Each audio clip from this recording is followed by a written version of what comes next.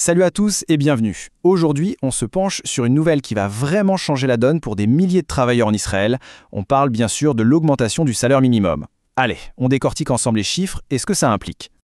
Voilà, le ton est donné, bonne nouvelle. Et c'est vrai que c'est une annonce qui pourrait bien changer le quotidien de centaines de milliers de personnes.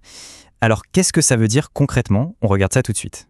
Allez, on rentre dans le vif du sujet avec le chiffre à retenir. Le voilà, 6 247 shekels. C'est ça, le nouveau salaire minimum mensuel brut.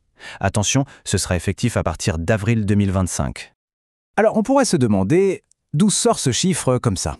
Eh bien, ce n'est pas un coup de baguette magique, loin de là. C'est le résultat de longues négociations entre, d'un côté, le grand syndicat des travailleurs et de l'autre, les représentants des employeurs. Et bien sûr, tout ça a été validé par le Trésor. Donc concrètement, sur la fiche de paie, ça fait quoi? Eh bien, ça fait 367 shekels de plus chaque mois. C'est pas rien.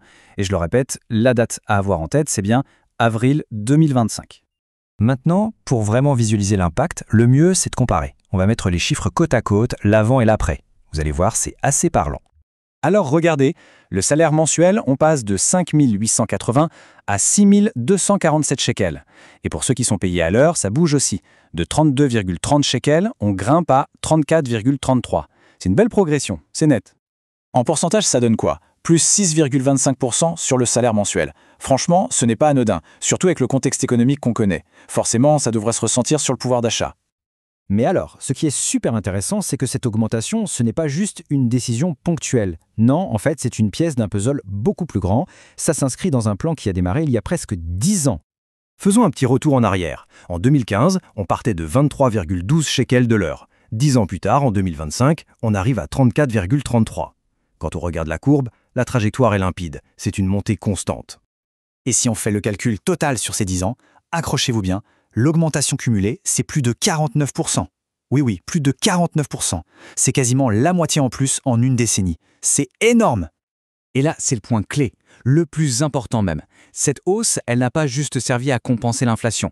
Vous savez, la hausse des prix. Non, elle est allée bien au-delà. Le salaire a grimpé beaucoup plus vite que l'inflation.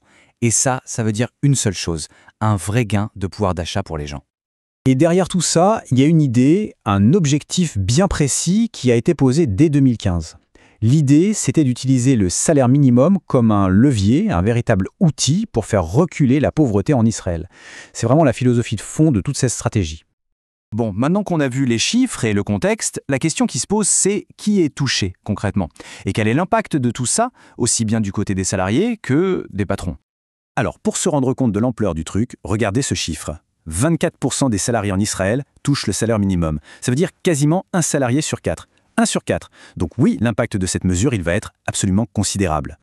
Évidemment, une mesure comme ça, il y a toujours deux côtés de la médaille. Côté salarié, les avantages sont clairs. C'est un coup de pouce au pouvoir d'achat, un moyen de mieux résister à l'inflation et de lutter contre la précarité. Maintenant, si on se met à la place des employeurs, c'est un autre enjeu. Ça veut dire une augmentation des coûts, de la masse salariale, et donc il va falloir s'adapter, ajuster les budgets pour que l'entreprise reste viable. Ok, alors si on devait résumer en quelques secondes, qu'est-ce qu'il faut absolument retenir? Premièrement, le nouveau salaire mensuel, 6 247 shekels. Deuxièmement, le taux horaire, 34,33. C'est une hausse de 6,25% et ça arrive en avril 2025. Et surtout, c'est le résultat d'un plan sur 10 ans avec une augmentation totale de plus de 49%. Voilà. Et on termine avec une question pour la suite. C'est bien beau cette augmentation, elle est significative, c'est certain. Mais est-ce que ce sera la solution, la clé pour vraiment rééquilibrer la balance entre un coût de la vie qui est très élevé en Israël et le pouvoir d'achat des gens? Le vrai débat, au fond, il est là.